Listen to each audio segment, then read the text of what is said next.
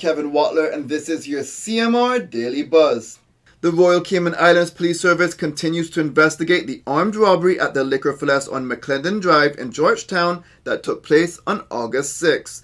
Police Superintendent Peter Lansdon said in a press release that although CCTV footage has been circulated previously in the media, with persons apparently claiming to know who the man in the footage is, no one has come forward to provide this information to the police.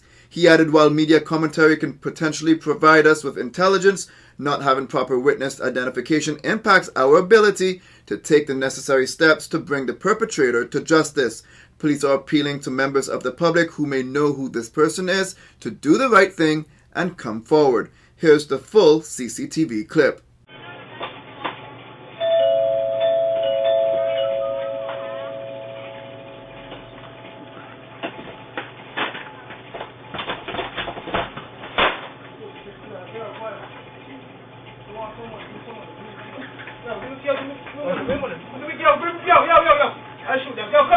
Come here. Pull the money up, pull the bomb up, pull the money up. Pull the money up, hurry up. I kill him. You think a bomb buckler drove around and stuff. Kill him. Hurry up, the bomb buckler up. Hurry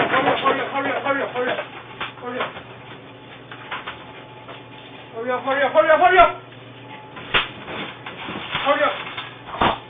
Give me the fucking money. Put everything in the bag. Hurry up. I got fucking shoot you.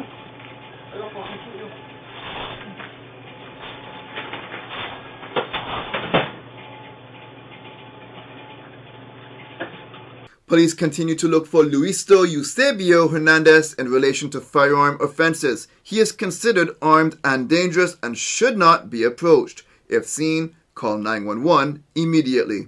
The search is still on for two missing men. 53-year-old Noel Paul Manning has been missing since June 24th, and 26-year-old Adrian Williamson has been missing since July 6th. Now you are asked to contact your nearest police station if you see them.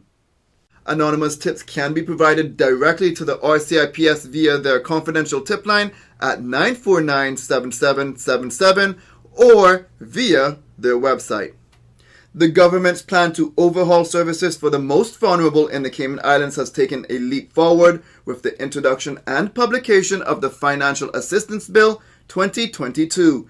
The bill, if passed by Parliament, will replace the 25-year-old Poor Persons Act and is expected to provide a modern framework to address the needs of the vulnerable.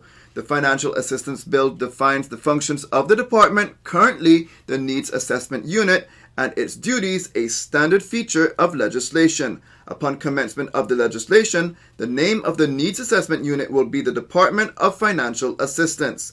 The bill confirms who is eligible for government's financial assistance, namely Caymanians, spouses of a Caymanian, or guardians of a Caymanian dependent, all of whom must be resident on island during the time of the application and at least 8 of the 12 months preceding the application. It also adopts a more holistic approach to individuals who are receiving government financial assistance, including the introduction of conditions that will be attached, in particular for households with adult members who are able to work. Auditor General Sue Winspear recently reviewed the emergency procurement of the lateral flow test and made 3 recommendations for future processes. She recommends no government minister should be involved in the procurement process, but instead allow the civil service to deliver the process without any political input once the decision to procure is made. The review comes after Blue Water Medical Supplies Limited sued the government for an alleged breach of a $1.3 million contract in November. Around the same time, both the Education Ministry and the Ministry of Health and Wellness were seeking their own urgent supply of tests. The process of how each decided to procure them was different and raised questions about which method was appropriate and if any wrongdoing potentially occurred. Whilst no finding of any inappropriate action was taken by those involved, she did acknowledge some potential loopholes and areas that need to be tightened to remove the possibility of anything inappropriate occurring. The Auditor General advised that when the decision was taken by Cabinet for the Deputy Governor to proceed with the initial procurement and the Ministry of Health and Wellness was engaged, there should have been no further political involvement in this procurement process. All communications with tenderers should only have been made through civil servants. The Cayman Islands Regiment continues to grow, officially adding another 29 members at their passing out parade for the third cohort on Sunday.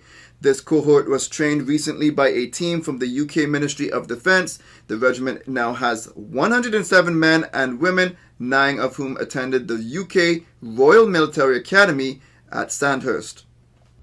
Rotarians Derek Haynes and Mike Burcumby undertook the challenging 200-kilometer GR20 trek, known as the hardest in Europe, to raise funds for the non-profit after-school program Jubilate.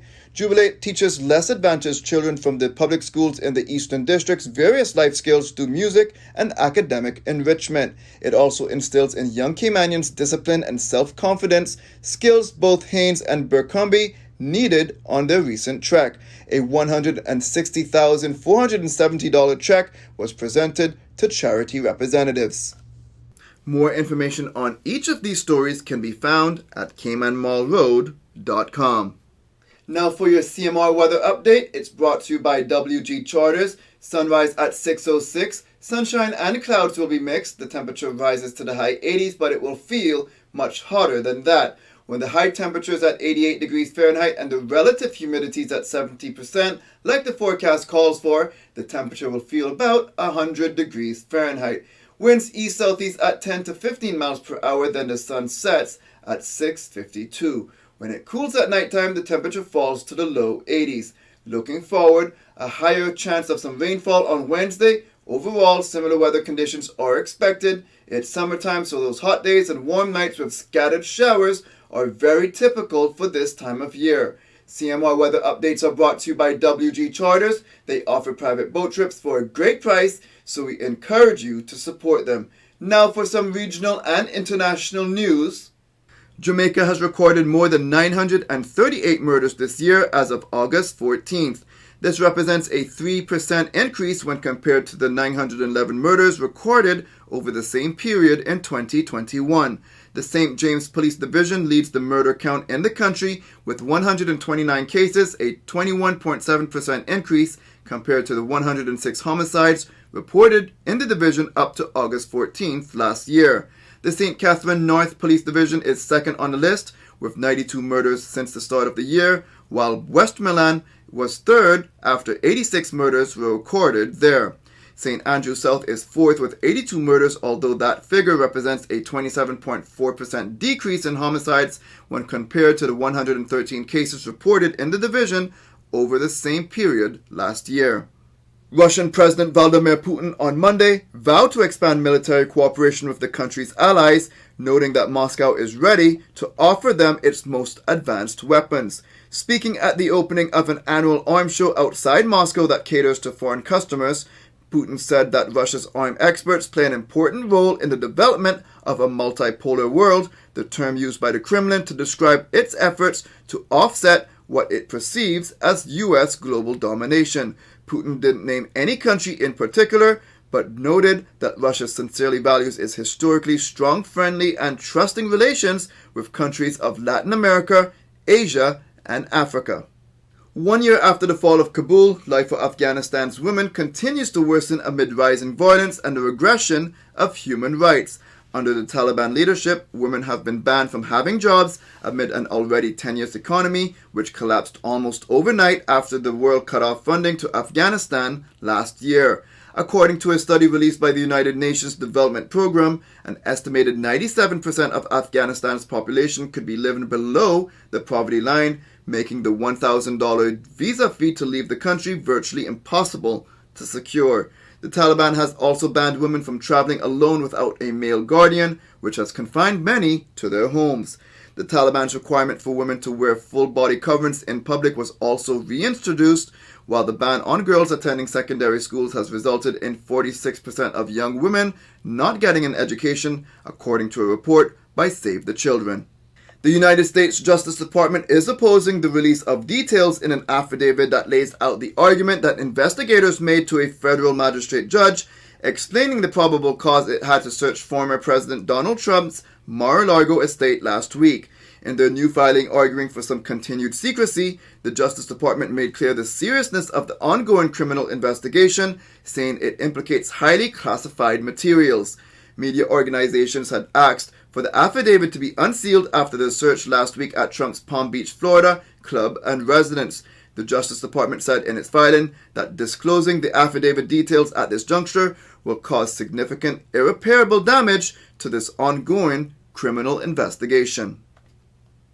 That's it for now on the Daily Buzz. Thank you for joining me. Please stay safe and God bless.